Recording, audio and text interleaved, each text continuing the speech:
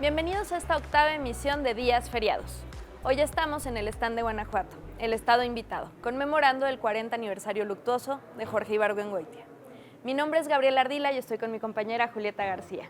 ¿Cómo estás, Gaby? Gracias. Muy bien, muchas gracias. ¿Tú qué tal? Todo muy bien. Estoy súper contenta de estar aquí en la Feria Internacional del Libro de Minería y queremos que ustedes también nos acompañen, que vengan y nos sigan en nuestras redes sociales, @TVUNAM en Twitter, TVUNAM en Facebook y nos pueden seguir también en Instagram como TVUNAM Oficial. No olviden que la edición 44 de la Feria del Libro de Minería estará hasta el 6 de marzo y que tiene actividades y libros para todas las edades y todos los gustos.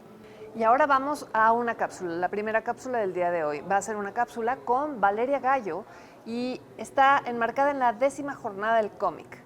El libro de Valeria se llama Feminismo, ¿eso qué? Y sigue la historia de Camila, una chica que no pensaba que su relación con el feminismo estuviera presente y sí lo está. Síganos.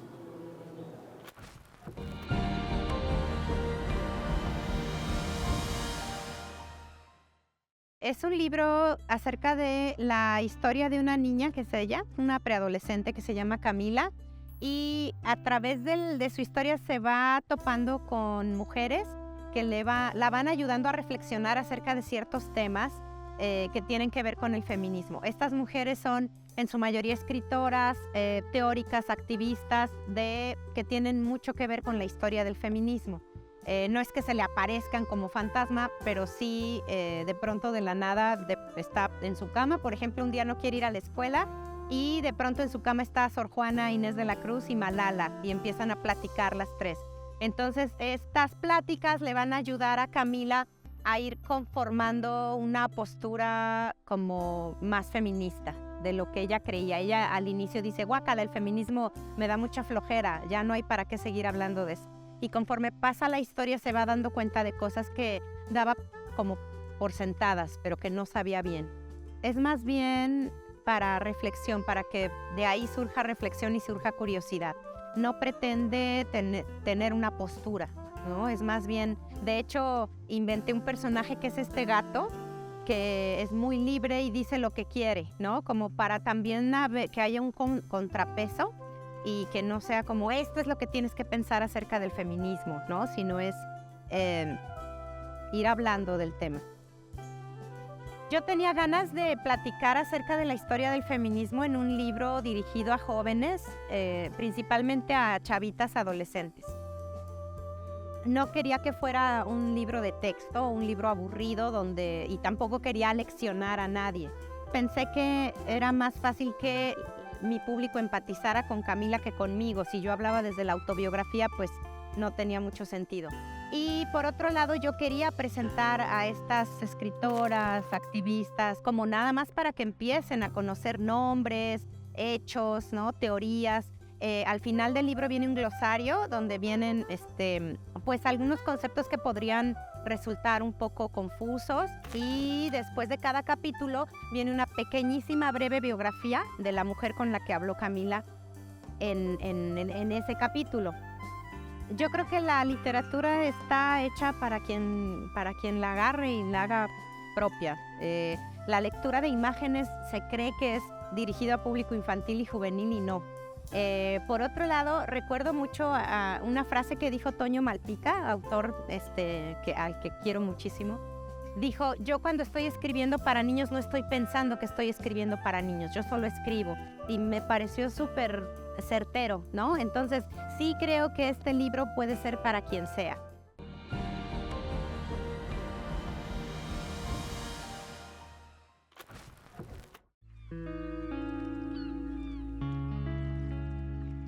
Estamos de vuelta después de haber visto la cápsula con Valeria Gallo sobre la 10ª jornada de cómic, El feminismo, ¿eso qué? Ahora estamos aquí con Alejandra Rodríguez Montelongo, quien es poeta, narradora y licenciada en Psicología y licenciada en Letras y maestra en Letras Hispánicas por la Universidad de Guanajuato. Su obra es parte de una antología estatal y ha sido publicada en La Soldadura, Cicuta, Barca de Palabras y Monolito.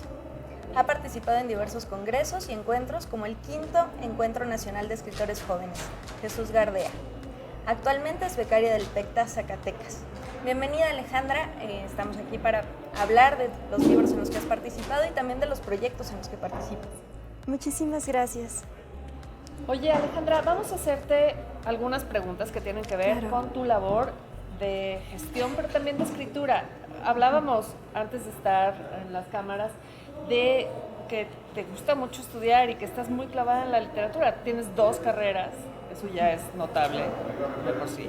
Y además tienes una maestría en letras. Pero ¿cómo eso se relaciona con el gusto por escribir? No necesariamente estudiar letras quiere decir que uno escribe. ¿Cómo empezaste a escribir?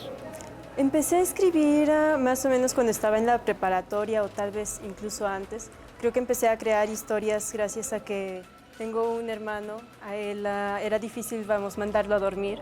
Entonces yo intentaba crear historias para que él se fuera a dormir temprano a la cama. Entonces creo que empezó un poco desde ahí, desde también los cuentos que me contaban a mí mis papás antes de ir a dormir. Entonces fue como que esta relación muy familiar con la literatura. Posteriormente, ya en la preparatoria, ahora sí empecé a escribir algunos de mis cuentos y al notar que algunos profesores me decían, oye, es que tienes buenos escritos, tienes muchas faltas de ortografía, pero tienes buenos escritos. Dije, pues bueno, voy a continuar con ello. Y fue ir puliendo esos errores que tenía, esas fallitas que tenía de faltas de ortografía, de técnica, y me fui adentrando. Era algo que yo encontraba muy catártico, era algo que yo encontraba como muy satisfactorio, además de que ya me gustaba muchísimo la lectura. Y ahora que empecé también con lo de la universidad, que empecé a adentrarme aún más a la literatura, pues también tenía ganas justamente de difundir y de seguir como creando, o sea, que fuera como estudiar la literatura, pero también difundirla y también hacer creación literaria. Entonces conjugar como estas 3 fases de la escritura. Está muy bien. Tienes este libro llamado Canto de Enredadera, que es un libro con cuentos muy, muy breves. Ya nos hablarás un poco más de él, pero tú tienes una pregunta, ¿no? Bueno, yo quiero hablar del libro que tienes entre las manos, pero sobre todo del proyecto que tienes entre las manos, que me parece como que justamente este libro de escritoras mexicanas surge, me estabas contando, a partir de la FENALEM, que es la Feria Nacional del Libro de Escritoras Mexicanas. Cuéntanos un poco sobre ese proyecto de la Feria de Escritoras, cómo funciona, de dónde nació. Claro. Bueno, el proyecto de escritoras mexicanas lo crea Cristina Lisiaga, ya tiene hace más o menos 5 años que se creó este proyecto, y una de las principales cosas que realiza es justamente el sacar antologías año con año. En cada antología se seleccionan 25 cuentos, y de estos cuentos, son cuentos escritos por mujeres de toda la República. Hay autoras que vienen, no sé, desde Guanajuato, desde Zacatecas, San Luis Potosí, algunas de Yucatán, otras de aquí de Ciudad de México, del Estado de México, chicas que tienen 18 años, mujeres que ya tienen, no sé, 80 años, 70 años, que nunca habían publicado antes y que sin embargo al momento de que mandan su cuento, queda y es como toda una revelación. O sea, ahí está el potencial, ahí están estas escritoras que muchas veces no son observadas, y lo que intenta hacer estas antologías es justamente mostrar esta escritura que está en todas partes, esta escritura tan prolífica de las mujeres, pero que pocas veces se difunde. Y eso es lo que hace Escritoras Mexicanas, difunde a escritoras vivas y difunde sobre todo a escritoras que están emergiendo. Empezamos, como les mencionaba, con lo de las antologías, pero ahorita tenemos también otro proyecto, que es el proyecto de la FENALEM, la Feria Nacional del Libro de Escritoras Mexicanas, que esta feria justamente también surgió con la inquietud de tener otro espacio para poder difundir la tercera antología en ese entonces, en el 2020, que estalló la pandemia. Lo que queríamos era difundir la tercera antología de escritoras mexicanas, y por eso fue que creamos este espacio para darle voz no solamente ya a la antología, sino también a otros espacios, a otras mujeres, a otros, rincones del mundo. Porque también algo importante a notar es de que en Escritoras Mexicanas difundimos, justamente como su nombre lo dice, a escritoras que están radicando aquí, pero también a escritoras extranjeras que ya están nacionalizadas, que están residiendo aquí en México, y a escritoras mexicanas que se encuentran en el extranjero. Entonces, es toda esta labor de estar buscando escritoras alrededor del mundo y aquí mismo en México para poder difundir de mejor manera su obra. Oye, ¿cómo combinas ambas cosas? O sea, ¿cómo combinas un trabajo que tiene que ver pues con esta gestión? Como dices, hay que estar buscando por todos lados escritoras mexicanas que a lo mejor no están siendo publicadas de manera como más consuetudinaria en otros lados, con un trabajo como el de Canto de Enredaderas, con esos textos breves que está publicado en Crisálida Ediciones. ¿Cómo combinas esto? ¿Cómo haces estas cosas? ¿Y qué más haces? Bueno, creo yo que a mí algo fundamental que ha pasado en mi vida es justamente que yo quedé en la segunda antología de escritoras mexicanas. Para entonces todavía no existía Canto de Enredaderas. Entonces, a partir de que yo entré a la antología, que yo quedé en la segunda antología de escritoras mexicanas, como que ahí en ese momento empecé a considerar que entonces mis escritos eran válidos, que mis escritos tenían voz, que mis escritos podían ser publicados. Y fue como atravesar todo este proceso de empezar a considerarme a mí misma escritora. Y posteriormente, tiempo después, fue cuando ya me animé ahora sí a juntar todos los cuentos que tenía desde el 2016, me parece. Los fui recopilando, puliendo y ahora sí, surgieron como Canto de Enredaderas. Pero creo que lo fundamental o lo que a mí me detonó como esta inquietud de ya publicar fue justamente el haber quedado en la antología de escritoras mexicanas. Entonces, creo que eso fue algo como si algo se hubiera abierto ahí. Okay. Y no sé, perdón. ¿Y es posible que alguien más, tú pienses que alguien más esté en ese mismo caso? Claro, por supuesto. Creo yo que una de mis motivaciones fundamentales es lograr que otras chicas puedan tener como esa experiencia que yo tuve, que otras chicas que también están escribiendo, que también están creando arte, que ellas también se animen a mostrar ese arte al público. Porque, como les mencionaba, para mí fue muy importante el haber quedado en la antología. Eso me hizo ver que podía mostrar mis letras, que mis letras podían ser escuchadas. Me dio una sensación de validez. Y cuando estalló la pandemia y me enteré que la tercera antología no iba a poder ser publicada de la misma manera y las chicas no iban a poder tener la misma difusión, ahí fue cuando yo dije, no, es que yo quiero que ellas también vivan esa emoción, que ellas también puedan estar ahí, que ellas vivan todo ese proceso. Y es por lo que yo me empecé a adentrar al mundo de escritoras mexicanas, al proyecto de escritoras mexicanas y empezamos a crear la FENALEM, justamente para buscar que otras mujeres también pudieran tener como esa apertura en sus letras. Entonces, algo fundamental para mí es eso, la difusión de las escritoras. Estamos ya entonces en la quinta antología y me dices que formaste parte de la segunda. Viene la pandemia, te integras al proyecto, supongo que con Guadalupe Vera, que es parte de las coordinadoras, Cristina Liceaga.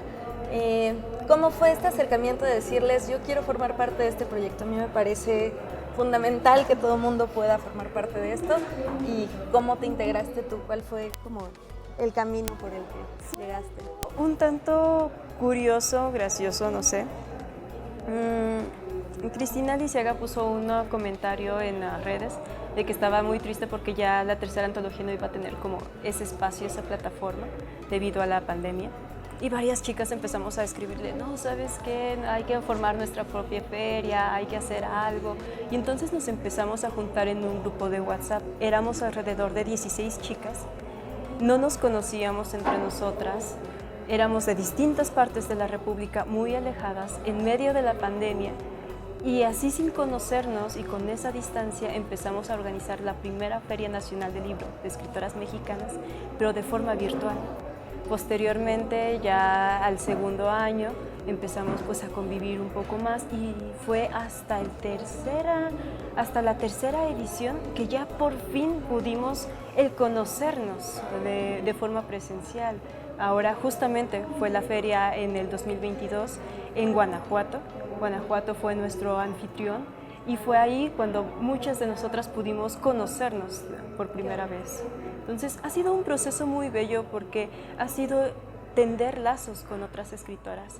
De hecho, Beatriz Graf, que ella realiza una gran labor en esta quinta antología, ella nos nombró Manada de Lobas, justamente para mostrar estos lazos, esta hermandad, y que es justamente lo que necesitamos las escritoras, el ir tendiendo lazos con otras mujeres. Estamos, de hecho, hay que decirlo, estamos en el salón dedicado a Guanajuato, en esta Feria Internacional del Libro de Minería, y hay pues muchísima gente súper talentosa en Guanajuato: Olga Costa, Jorge Garguandoya, Diego Rivera. Es cuna de, además, el Festival Internacional Cervantino, es una cuna de, pues, digamos, de gente súper talentosa. ¿Tú has sentido la influencia, pues, de la gente en Guanajuato?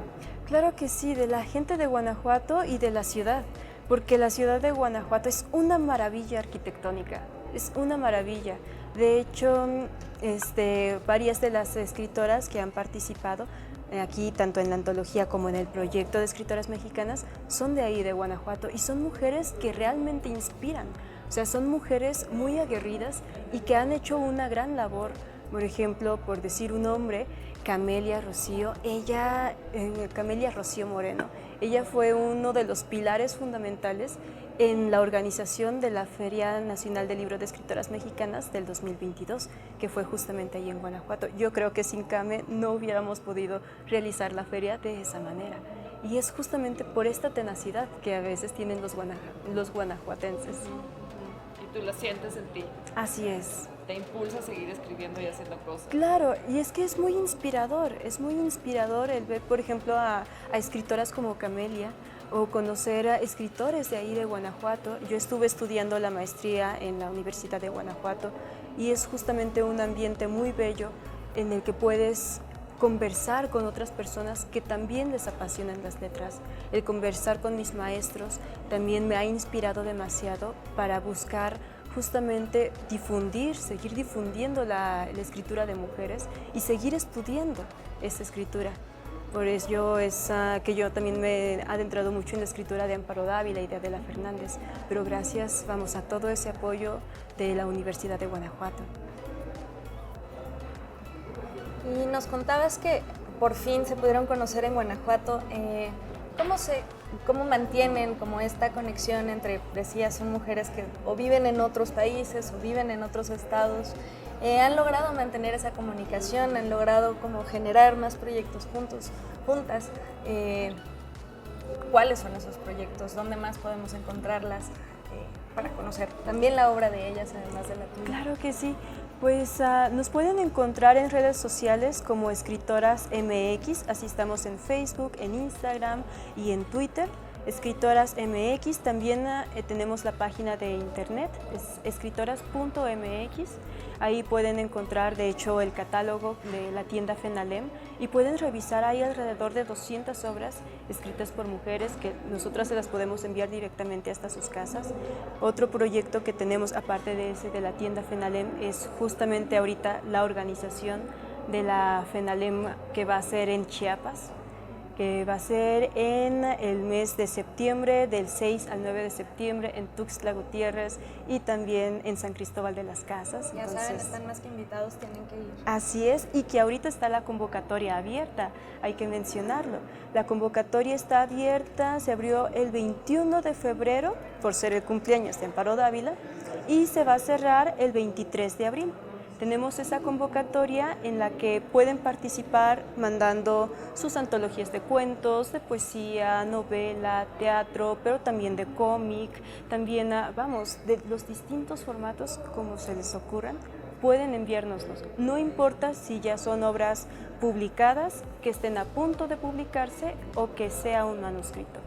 Nosotros recibimos tanto autoras consagradas como autoras que están en vía de consagrarse, como también autoras que están emergiendo. Entonces, ese es como el principal proyecto que ahorita tenemos, y también la difusión a partir de las redes de Escritoras MX. ¿Y cómo es que nos organizamos? Pues bueno, mediante la virtualidad. Tenemos que tener, nuestras videollamadas, cada semana estamos en contacto, siempre estamos como que organizándonos un poco de esa manera, y pues nuestros apoyos fundamentales, en este caso, en el caso de Guanajuato fue Camelia, en el caso de Chiapas, de allá de Chiapas, está nuestra compañera Elsa de Solórzano. Ella se está encargando de todas esas gestiones que son necesarias de hacer como de forma presencial. Bueno, la importancia de la gestión cultural y, ya saben, están más que invitados a la convocatoria número 6 para formar parte de la antología y formar parte de la Feria del Libro. Y estén muy atentos para el 8 de marzo, porque en el 8 de marzo vamos a sacar justamente la convocatoria para la 6ª antología de escritoras mexicanas. Nos envían un cuento de aproximadamente 1 a 3 cuartillas y pues esperemos que queden seleccionadas. El año pasado tuvimos 600, me parece, 600 propuestas. Wow. Esperemos que este año sean aún más. Oye, ¿y tus redes sociales? Mis redes sociales estoy como romali-cat en Instagram y como Alejandra Montelongo en Facebook. Perfecto, muy bien. Y ahora vamos con Galindo Aldama García. Vamos a escucharlo hablar de su libro Los 400 rostros, memorias y fantasmas de una mujer violentada, y ahí abundará sobre el daño irreparable, físico y emocional, que sufren las mujeres que han sido maltratadas y violentadas. Acompáñanos.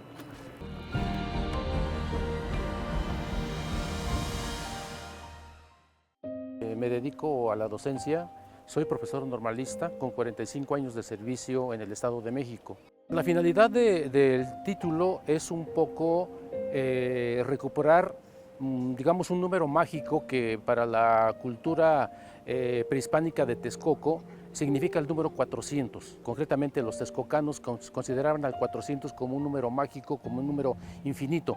Cuando yo empecé a escribir esta historia, que es una recuperación de una vida real, es una historia que va desde los primeros años de esta jovencita hasta más o menos cuando llega a cumplir los 30, 32 años, que tiene que ver con la violencia en contra de los niños, en contra de las niñas, pero también en la medida en que van creciendo, la violencia que antes era física, ahora se va convirtiendo en una violencia de tipo psicológico, una violencia de tipo sexual, una violencia de tipo económico. Connie, a la edad de los 16 años, 17 años, es violada por su tío y 2 sujetos más, y es abandonada. Con la cacha de la pistola la golpean en la cabeza, después de hacer una herida en el pecho y la dejan ahí pensando que estaba muerta. El sujeto o la persona que está en ese proceso de recuperación debe tener un anclaje emocional. Ese anclaje emocional es su abuelo materno, que fue quien la cuidaba, quien la entendía, con quien dialogaba sin que la regañara. Creo que son 4 momentos muy importantes dentro de la novela, pues digamos de los años 80s, 90s, pero del México que todavía es de los pueblos tradicionales, de las cocinas tradicionales, de los establos tradicionales, y recuperamos también parte de esa cultura del México que todavía no se pierde afortunadamente, ¿no? Aunque es la historia de una mujer, no solamente va dirigido a las mujeres, va dirigido también a los hombres, quienes en muchas ocasiones somos quienes estamos generando la violencia en las casas, en los hogares, el machismo que tiene miles de años o cientos de años en nuestra cultura mexicana, se sigue manifestando todavía aún hoy, casi en un cuarto del siglo XXI. De hecho, es un libro que está empezando a permear en las escuelas preparatorias del Estado de México. Es un libro que ya ha sido leído por estudiantes de no más allá de 14, 15, 16, 18 años y que espero que en el corto o mediano plazo, en el largo plazo, pueda servir para que la conducta desde los hogares, desde las escuelas, empiece a ser de respeto hacia las mujeres.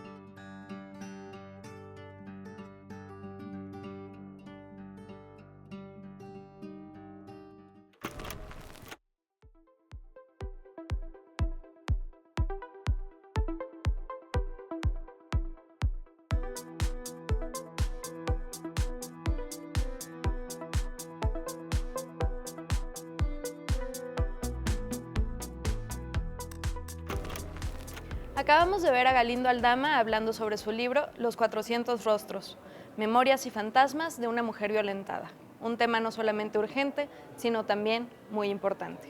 Ahora tenemos algunas recomendaciones para mañana, 3 de marzo.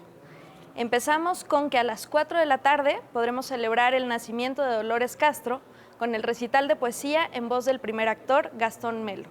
Esto en el Salón de la Academia de Ingeniería. Y en minería hay muchísimas actividades, pero hemos elegido algunas cuantas para que ustedes también sepan de dónde escoger. Algo que yo recomiendo que hagan es que a las 18 horas de mañana, 3 de marzo, se den una vuelta para escuchar la presentación del libro Sendas de Garibay, porque se cumplen 100 años del nacimiento del escritor hidalguense y es un escritor que la verdad vale la pena rescatar. Es súper interesante, súper divertido, un periodista, un narrador con muchísima fuerza. Tiene un libro que se llama Las Glorias del Púas, no se pueden perder eso.